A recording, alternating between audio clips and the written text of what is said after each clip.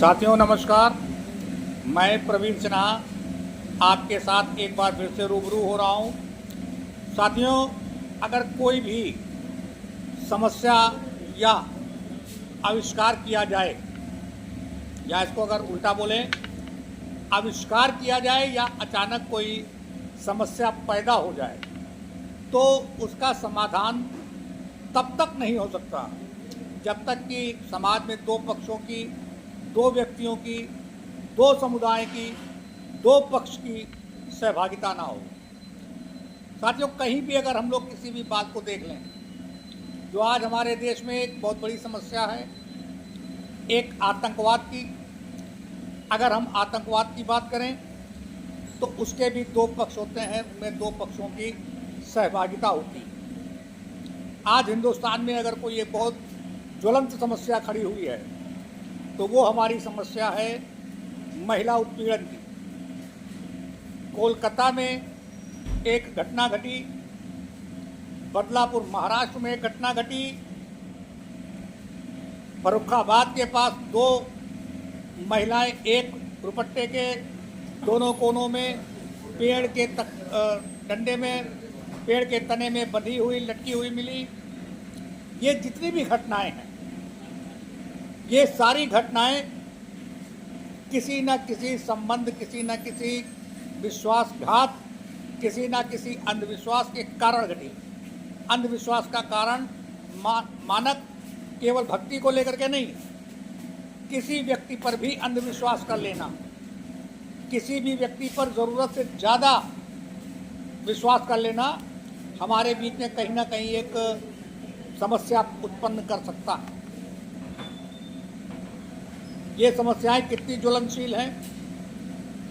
क्या इन समस्याओं के समाधान के लिए जिस तरह कोलकाता की घटना को लेकर के पूरे देश में मात्र एक दिवसीय कैंडल मार्च निकला, डॉक्टरों का मात्र एक दिवसीय हड़ताल हुई, ये काफ़ी था? नहीं। क्या बदलापुर में दो मासूम बच्चियों के साथ हुए दुर्व्यवहार पर बदलापुर की जनता ने जिस तरह से एक दिन केवल बदलापुर रेलवे स्टेशन को जाम किया, क्या उससे किसी समस्या का समाधान निकला? या मात्र महामहिम राष्ट्रपति महोदया द्रौपदी मुर्मू जी का केवल इस मसले पे महिला पक्ष का साथ दे करके केवल एक शोक प्रकट करते हुए आक्रोश की भावना से व्यक्त करना, क्या मात्र इतना काफ़ी था? नहीं।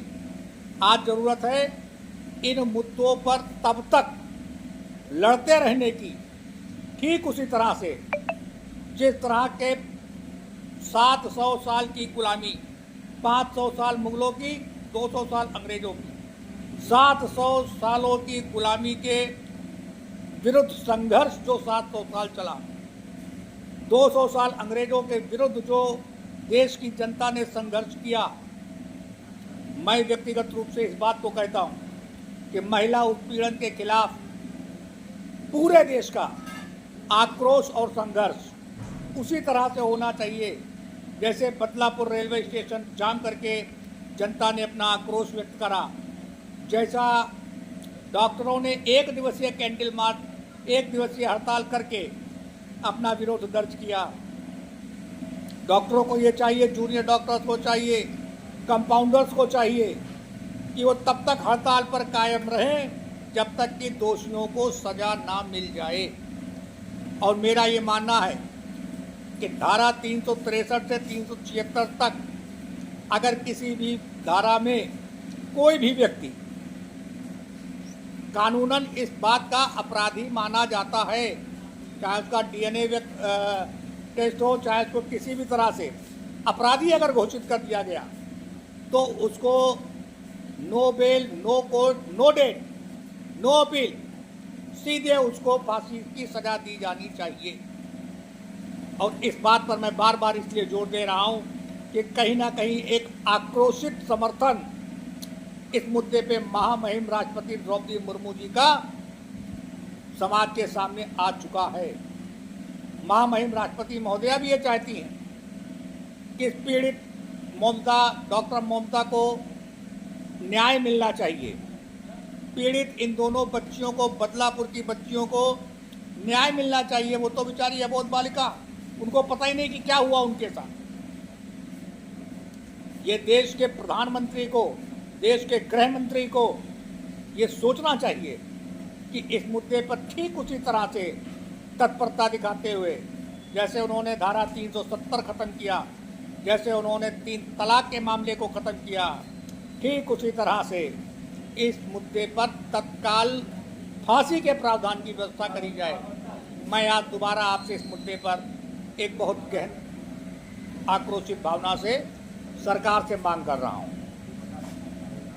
और आज हो क्या रहा है, देश का इन मूलभूत आवश्यकताओं से, इन मूलभूत समस्याओं से ध्यान भटका करके न जाने कहां कहां हम ले जा रहे हैं। हमें चाहिए कि इन समस्याओं पर विचार करके हर हालत में देश की जनता को सुरक्षा, विशेषकर महिलाओं को सम्मान अवश्य मिलना चाहिए, क्योंकि महिलाओं का सम्मान हमारे लिए सर्वोच्च प्राथमिकता है।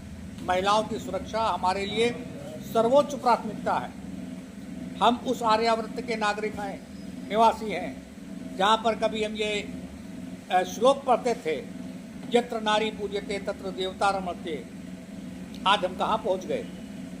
आज हम किस वहशीपन के माहौल में जी रहे हैं? इस पर विचार करें और अपनी बेबाक टिप्पणी हमारे कमेंट बॉक्स में आकर के जरूर दें। साथियों, एक बात आपसे ये कहना चाहूँगा कि हमारे जितने भी दर्शक हैं उनसे मेरा एक निवेदन है कि जिस तरह से बेबाक होकर मैं और मेरे साथी आपके दिव्यांगम चैनल पर आकर के बात करते हैं, उस तरह से आप भी बेबाक होकर के अपनी टिप्पणी, अपने विचार, अपनी राय जरूर रखा करें। हम आपकी टिप्पणी को, आपके सुझाव को बहुत शिरोधार्य करते हैं और साथ ही साथ आपको बताते हुए ये प्रसन्नता भी होती है कि हमारे इस चैनल को सरकार का एक तंत्र देखता है। राष्ट्रपति महोदया से लेकर के आपके और हमारे क्षेत्र के विधायकों तक जाता है। तो आपके राय और आपके सुझाव कहीं से किसी के भी एक कानूनी रूप ले सकते हैं और आपके लिए सुरक्षा और सुरक्षित जीवन दोनों का आगाज़ कर सकते हैं, इंतज़ाम कर सकते हैं। इसलिए मैं चाहता हूँ कि आप अपनी बेबाक टिप्पणी हमारे बीच में ज़रूर रखें। तब तक के लिए धन्यवाद।